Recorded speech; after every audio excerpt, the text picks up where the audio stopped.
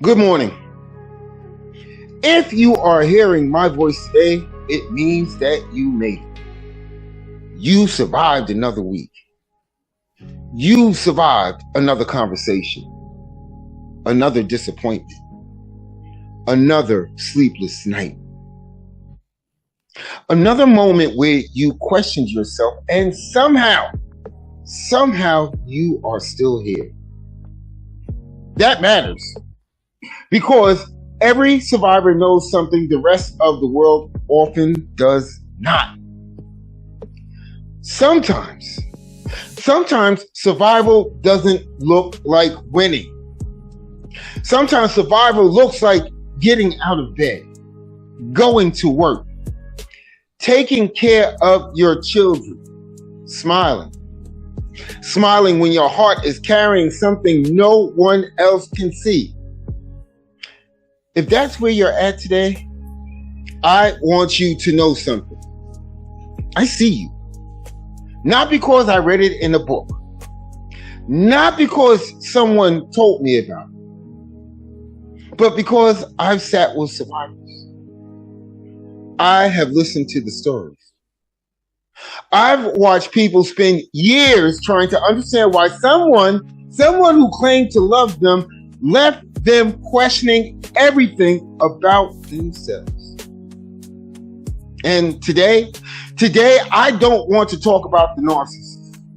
I don't want to talk about manipulation. I don't even want to talk about trauma bonds.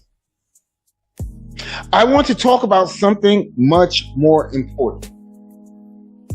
Waiting. Because I think waiting has stolen more dreams than abuse ever did.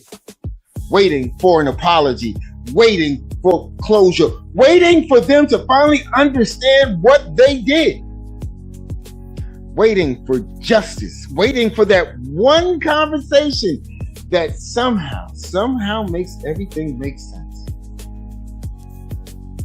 Can I ask you something? How much of your life has been spent waiting for someone else to become the person you needed them to be? Here's what I realized. The very day I stopped waiting was the day I finally started living. Not because life suddenly became easy.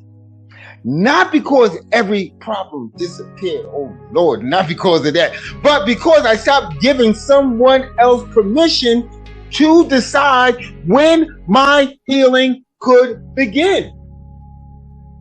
And maybe, just maybe, that's why you are here today. Not because this is another video. Not because this is another Sunday. Maybe you are here because a part of you has finally grown tired of waiting. Waiting for someone else to change. Waiting for someone else to understand. Waiting for someone else to become accountable.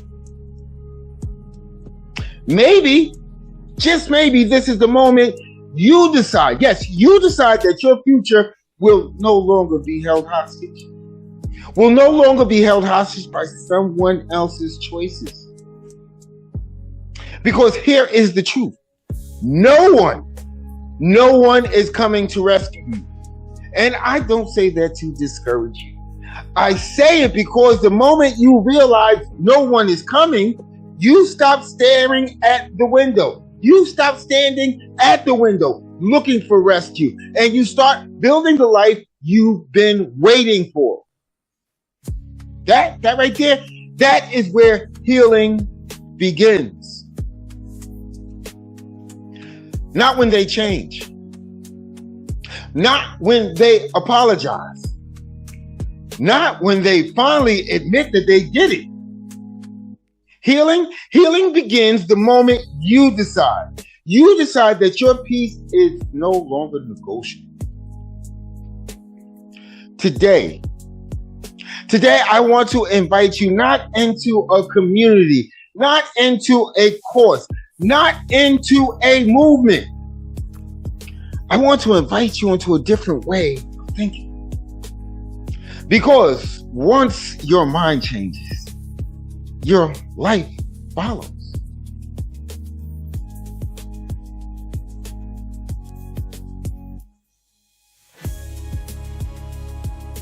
Welcome back. Can I tell you something? The hardest part of healing is not leaving. It's not blocking a phone number.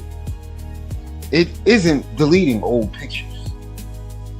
The hardest part is making peace with the fact that the person you've been waiting for, the person that you have been waiting for may never become the person you needed. I get it. That's a painful truth. Because most survivors aren't holding on to the relationship. They are holding on to the possibility. The possibility that this time things will be different. That this apology is real. That this promise will finally be kept. That somehow, the ending will be different than every chapter that came before it. But hope without evidence can become another prison. And I don't want you living inside a prison built out of maybe. Maybe they'll change. Maybe they'll understand. Maybe they'll finally see what they did. How many years have you sacrificed to maybe? Today, I'm asking you to make a different decision. Instead of asking, what if they change? Start asking, what if I do? Because that's the only transformation you truly control. See, you can't make someone respect you. You can't make someone tell the truth. You cannot make someone choose accountability. But, big but here, you can choose to stop negotiating with your own peace. You can choose to stop explaining yourself to people who have already decided not to understand you. You can choose to stop attending conversations that always end in confusion. Think about that. How many conversations have you had that accomplished absolutely nothing? The same accusations, the same arguments, the same promises. Different day, same ending. At some point, you have to ask yourself, am I having a conversation or am I participating in a cycle? Because those are not the same thing. A healthy conversation moves you toward understanding. A circular conversation moves you towards exhaustion. And some of you have become so accustomed to emotional exhaustion that peace actually feels unfamiliar. Imagine that. Imagine living so long in chaos that when life becomes quiet, you mistake peace for something being wrong. That is exactly what trauma does. It conditions you to expect conflict. That's why protecting your peace is not selfish. It is revolutionary. Because every time you choose peace, instead of proving your point, you reclaim another piece of yourself. Every time you walk away from an argument that is leading nowhere, you remind yourself that your value isn't determined by someone else's agreement. Listen carefully. You don't have to attend every emotional battle just because you're invited to it. Read that again in your heart. You don't have to attend every emotional battle you are invited to. Sometimes the strongest thing you will ever say is no. Not because you've stopped caring, because you've started caring about yourself. Today,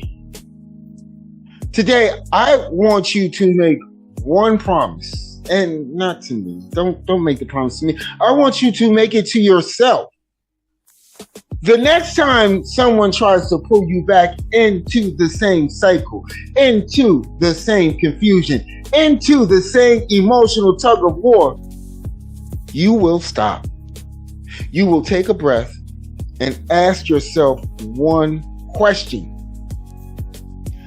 Does this conversation deserve my peace?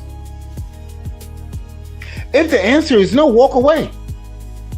Not in anger, not in revenge, in freedom. Because let me tell you something. Freedom is choosing not to carry what no longer belongs to you. What no longer belongs to you.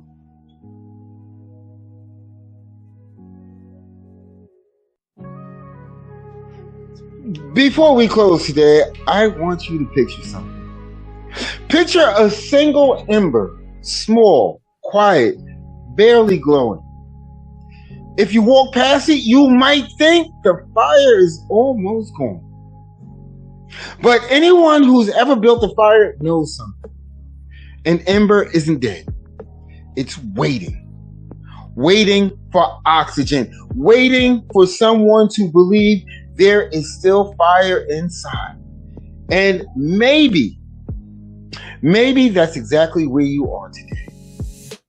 You've survived, you've endured, you've carried more than most people will ever understand. But somewhere along the way, life convinced you that your fire had gone out. The manipulation, the lies, the betrayal, the constant second guessing. It didn't just break your heart, it made you forget who you were. Can I tell you something? You are not here today because you are weak. You are here because somewhere inside you, that ember is still burning. And that is the reason why I believe in this movement. Not because I think I can save anyone. I can't. No one can walk your healing journey for you. But I do believe that sometimes someone else's belief in you can remind you to believe in yourself again. That's why we gather. That's why we build community. That's why we have these conversations. Because healing was never meant to happen in isolation. Some of you have spent years trying to convince people that you were worthy of love. Trying to convince people that you deserve honesty. Trying to convince people that your heart matters. I'm asking you to stop. Stop auditioning for a role you have already earned. Your worth was never up for debate. Your value was never determined by someone else's inability to recognize it. So today I want you to make a declaration, not to me, to yourself. Say it quietly if you need to. Say it in your heart, but I need you to mean it. I will not abandon myself to keep someone else comfortable. I will not sacrifice my peace to keep another cycle alive. I will not spend another year waiting for permission to become the person I was created to be. Because today I choose me, not out of selfishness, out of self-respect. And that changes everything. The Now movement was never created because I wanted followers. It was created because somewhere right now, someone is sitting alone, staring at a phone, wondering if they are crazy. wondering if they'll ever feel like themselves again, wondering if anyone understands. I want them to find us. Not because we have all the answers, but because they'll discover something just as powerful. They are not alone.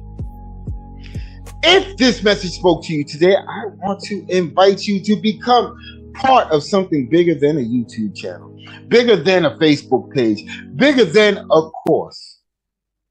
Become part of a movement. Join the Real Talk Inner Circle. Walk this journey with us. We're the mission. Help someone else recognize that healing is possible. Because I got to tell you, every member, every shirt, every share, every conversation helps another survivor find hope. And maybe one day, someone you've never met will begin healing because you decided to stand with this movement. Before we leave today, I need you to remember one thing. You are not the ashes. You are the fire. Protect it, feed it, share its warmth with others, and never, ever let anyone convince you that your light was meant to stay hidden. Thank you. Thank you for spending this time with me today.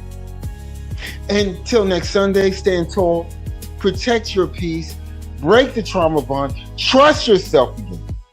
I'm Minister Robinson, and this is the Now Movement. No other way but forward.